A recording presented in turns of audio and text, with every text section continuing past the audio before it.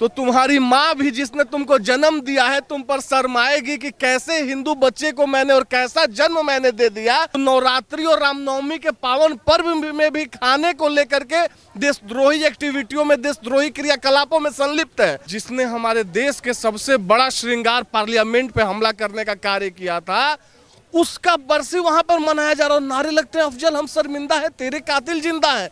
628 ईस्वी में मोहम्मद साहब ने इस्लाम का स्थापना किया था ये बोल करके कि अल्लाह एक है। आज 1600 वर्षों में दुनिया के कोने कोने में 57 इस्लामिक राष्ट्र है। 20 लाख वर्ष से ज्यादा का समय हमारा है, एक राष्ट्र हमारे पास नहीं है। हिंदुओं को समुद्र छोड़ के कोई दूसरा जगह नहीं मिलेगा, या तो उनको समुद्र में जाकर स्वयं का प्रयाण कर लेना पड़ेगा, वरना उनकी वही स्थिति हो जाएगी जो 91 में कश्मीरी पंडितों की और कश्मीरी हिंदुओं की हुई। जो बचपन का नर्सरी होता है आरएसएस का, उसका नाम है सरस्वती शिशु मंदिर। वहां पर सिखाया जाता है कि चंदन है इस देश की मिट्टी, तपोभूमि हर ग्राम है, हर बाला देवी की प्रतिमा बच्चा बच्चा राम है। जेएनयू में हिंसाएं हुई और पत्थरबाजी की गई, ये कितना सही है? नहीं देखिए, उल्टे चोर कोतवाल को डांटे ये वाली वहाँ पे स्टोरी को चरितार्थ करने का पुरजोर कोशिश किया गया है। जब आप जेएनयू का नाम लेती हैं और खास करके ऐसा जब उपद्रव सब होता है, तो ऐसा उपद्रव होते ही देश के किसी भी नागरिक के दिमाग में एक ही बात आता है, क्लिक करता है, जिसका नाम है वामपंथी और वामपंथी विचारधारा। अब आप हमें बताइए कि भारत जैसे लोकतांत्रिक देश में अगर हम पूजा समय पर ना कर पाएँ, हम अपने मर्जी से अपने सनातनी संस्कृति को फॉलो ना कर पाए, तो फिर हमको भारत में रहने से मतलब क्या है? मैं आपसे पूछ रहा हूँ, फिर हमको भारत में रहने से मतलब क्या है?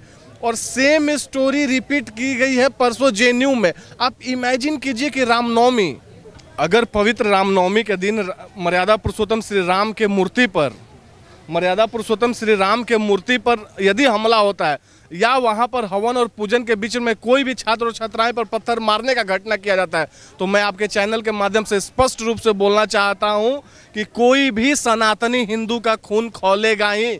और जब खून खौलता है गलत काम के लिए, तो आप ये बात मान कर चलिए कि हर एक क्रिया के प्रति प्रतिक्रिया होती है, और जब क्रिया के प्रति प्रतिक्रिया होती है तो किसी से संभाला नहीं जाता है। आप हमसे बताइए क्या है इस राष्ट्र में? ये लोग मेस मेनू का चर्चा करके तरह तरह का, ये जो 10 जनपद के और 24 अकबर रोड के पतलचाट पत्रकार सब बैठे हुए हैं, ये लोग एक नया ये दे रहे हैं कि राइट टू फूड। अरे राइट टू फूड तुम्हारा कौन रोकने गया था?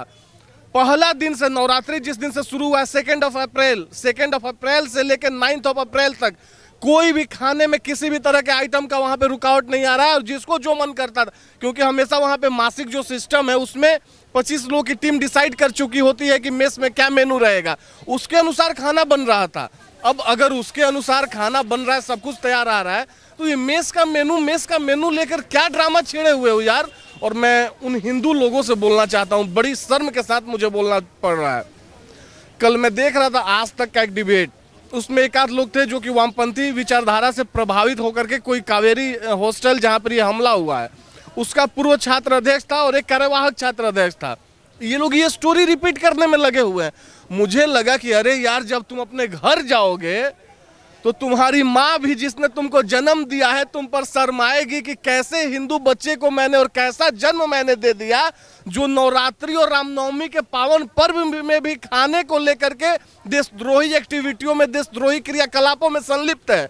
तो ये पूरे राष्ट्र के सामने उजागर हो चुका है कि ये वामपंथी अब अपने आवासन की स्थिति में पहुंच चुके हैं।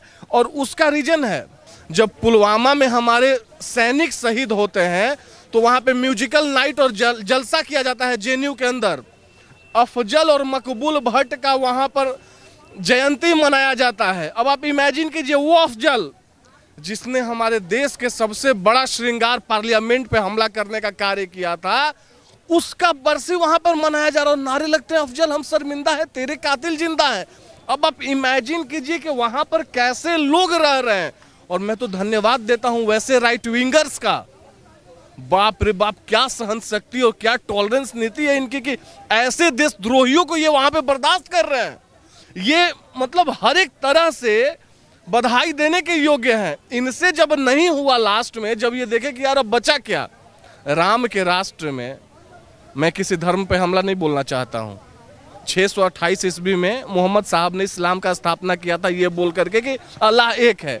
आज 1600 वर्षों में दुनिया के कोने कोने में 57 इस्लामिक राष्ट्र है, लेकिन आपका और मेरा धर्म, जब हिंदुइज्म धर्म का बात करते हैं, सतयुग, द्वापर, त्रेता, कलयुग, चारों अगर आप मिला लीजिएगा तो 20 लाख वर्ष से ज़्यादा का समय हमारा है। एक राष्ट्र हमारे पास नहीं है। बचा खुचा ये भारत है, लेकिन हिंदू राष्ट्र नहीं है, लोकतांत्रिक है और तथाकथित सेकुलर लोग यहाँ पर रहते हैं। अब आप इमेजिन कीजिए, एक नेपाल जो हिंदू राष्ट्र था बगल में, उसको भी चाइना निगल गया, चाइना खा लिया।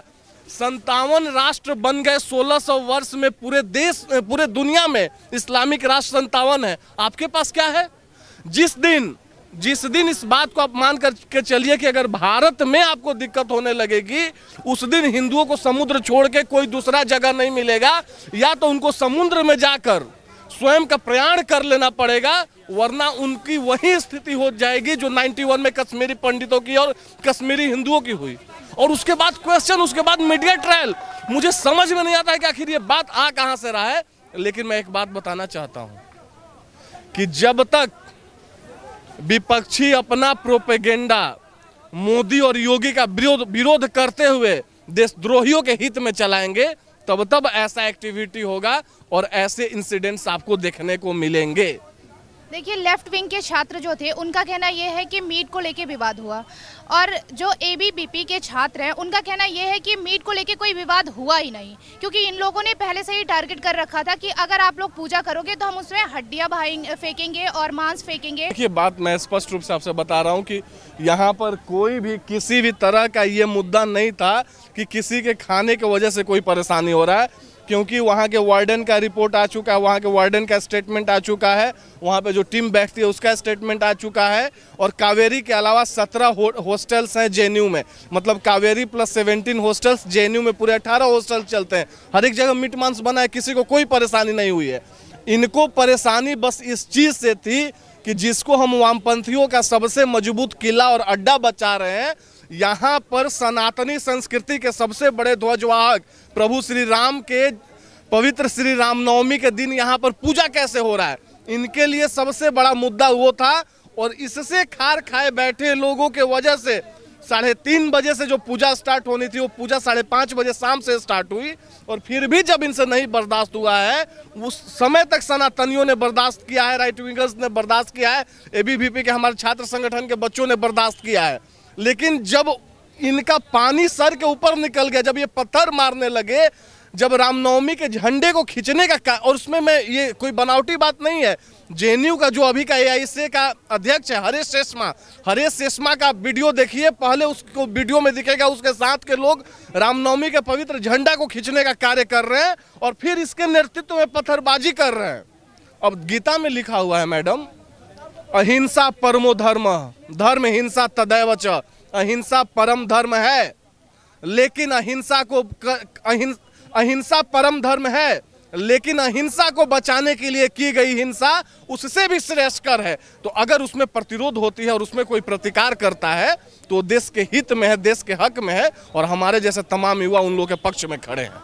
ऐसा क्यों होता है कि जामिया, एएमयू, जेएनयू से ही लोग ऐसे क्यों निकल के आते हैं? देखिए, मैं आपको एक बात बताना चाहता हूँ, वामपंथियों का और राष्ट्रवादियों का फर्क। राष्ट्रवादियों को आगे बढ़ाने में जो स्कूल सबसे महत्वपूर्ण भूमिका निभाता है, जो बचपन का नर्सरी होता है आरएसएस का, उसका नाम है सरस्वती शिशु मंदिर।